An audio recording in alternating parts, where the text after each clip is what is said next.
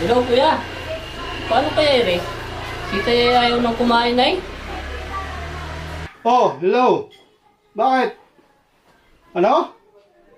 Ayaw kumain ni Tay? Ano nga gawin natin dyan? Ay di, kung ayaw nang kumain ay, sa buhay sa patay, ilibing si Tay.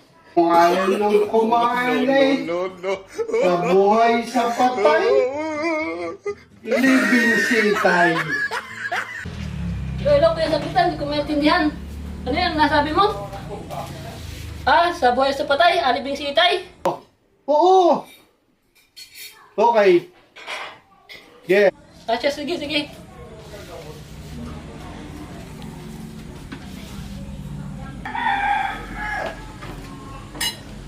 Toy, paingin ang bahaw. Sabi mo. Delikado. Sa putay daw at buhay mailibing ng buhay pa.